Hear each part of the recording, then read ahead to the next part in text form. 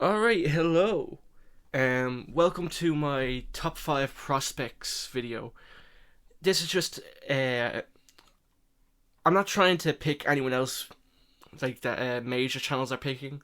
This will just mainly be my personal picks on who I think will be, now of course there's going to be some generic picks in there, but these are just some guys I think are being overlooked in the prospect department. I'm going to start it off with, the bantamweight division. His last fight was featherweight, but that was short notice. Daniel Santos. I think there's a lot of potential for this guy. His last fight, he took it against short notice against a guy who's mainly a wrestler, and him himself was not he's more like a striker, and he short notice a division above out wrestled a wrestler. You know what I mean? That's impressive. And his striking is already proven, so I think this guy is definitely top 5 material. I think maybe in 5 years or something, when Marab, Piotr Jan, all those heavy hitters are retired, this guy will definitely be in the conversation for a title shot. Maybe not championship material, but I see him looming around the top 5, top 6. That's just my opinion though. I don't really see anyone beating him right now, unless he gets pushed too far too soon. I definitely see him losing to Marab. Don't. He's my go. Moving on. Chris Duncan. This guy, he's called the problem for a reason. He's given me a lot of problems. My last predictions video, I believe it was the London card. I picked Fushenic, rookie move. Duncan flatlined, KO'd him, and then submitted him later on in the fight. This guy has heavy hands. I thought Fushenic would just class out of it. I knew he had heavy hands and a good submission ability before this, but I just thought Fushenic would be able to outclass him. Boy, was I wrong. Now I definitely see Chris Duncan going on to do great things in the lightweight division. I think he gives Paddy Pimblett problems. I think Paddy submits him though, but I don't. Just. I think he trains with Dustin Poirier, I believe. I think he has in the past. I don't know if he mainly trains with Dustin, but I know he trains out of Scotland, so he probably doesn't train with him all the time. But I definitely see bright things for Chris Duncan in the future. I definitely see him being around top 7 material. I can see him breaking into that top 5 even. I think he beats Dan Hooker. Right now, I actually do think he beats Dan Hooker. I think once everyone, 5 years time, once everyone retires and whatnot, this guy will be looming around the lightweight division, probably around top 5. I do see him losing to a Islam Makhachev and a Paddy Pimblett and an Arman Sarukian, but I definitely can see good things. This guy's paycheck is about to go up, let me just tell you. Alright, we're going to just get on to it quickly. We're going to move on. Mixing it up, we're doing the women's division. Wang Kong. She made me very sad when she got nearly knocked out and then submitted by Fernandez.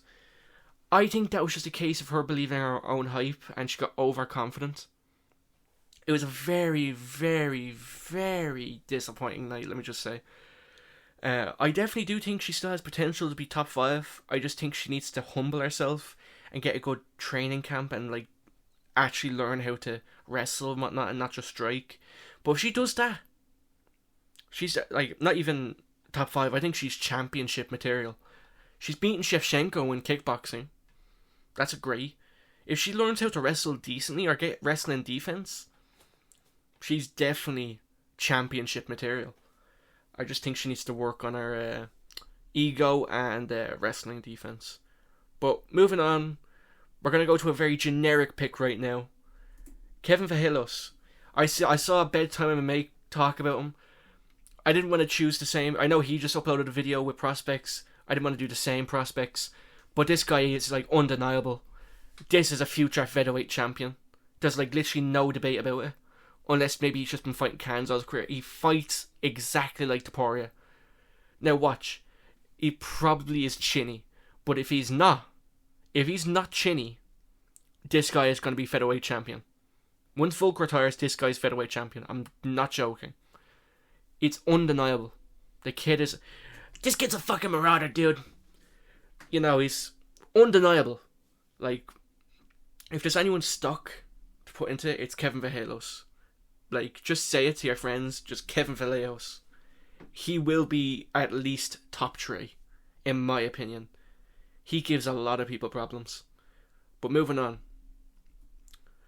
This guy I don't really see anyone talk about, and it actually kind of disgusts me. Mario Pinto. This guy's boxing for a heavyweight looks really fucking good. I think in the striking, he can deal with anybody. I think he can even handle Tom Aspinall's striking. This guy's striking looked really fucking good. He stays calm under pressure. Clean combinations. Great power. Like, who does that to Austin Lane? What a marauder, dude. I'm struggling to fight a hiccup here, but I'm fighting through it. I'm going to keep going. Who does that to Austin Lane? What a marauder, dude. I said that twice now.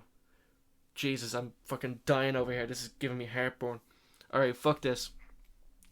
Mario Pinto, I believe, will be a champion one day. Maybe when Tom Aspinall retires, but I think Tom Aspinall has too good of wrestling for him at this point. But if he gets the right team, and he learns how to wrestle, and gets great jiu-jitsu defense and all that, I think this guy is championship material.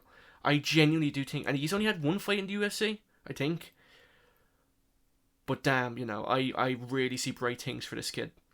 I see him beating Shamil Gaziev. I see him beating Volkov. I see him beating even Taliesin Teixeira, but I haven't seen enough of Taliesin Teixeira. He's only had that 10-second clip. We'll see once he fights Derek Lewis. I'm 90% certain a super fight in the future would be Mario Pinto versus Taliesin Teixeira. And that's not me trying to be like, oh, these guys are filthy casuals, you know what I mean? Like, who didn't believe in Ray Sahuya? It's like, I really like Mario Pinto. And the kid's young as well. For a heavyweight, he's like really young. He's like Roras Jr. young when it comes to heavyweight terms. I think he's like 25. Like, for a heavyweight, that's like 16. You know what I mean? Because all the like heavyweights in the top right now are like 36, 37, 34. I think the youngest is Cyril Gane at 33. It's just insane. Like, this guy has like at least 7 years until he should be in his prime. And he's already looking really good. I'm telling you right now, Mario Pinto is the guy to invest in.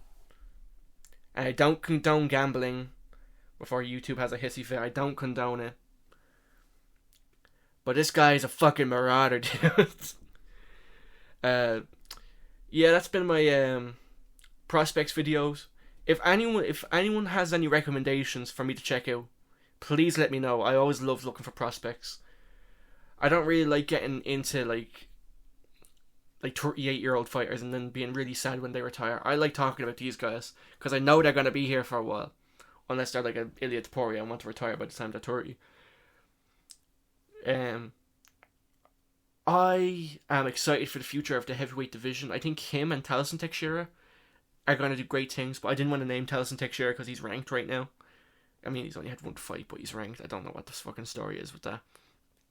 Who knows? But that's been my prospects.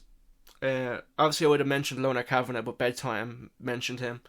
The only reason I added Kevin Villos was, like I said, that guy's undeniable. What a marauder! I've said that like 5 times. That's been it. I'm waiting until this gets 9 minutes. See ya.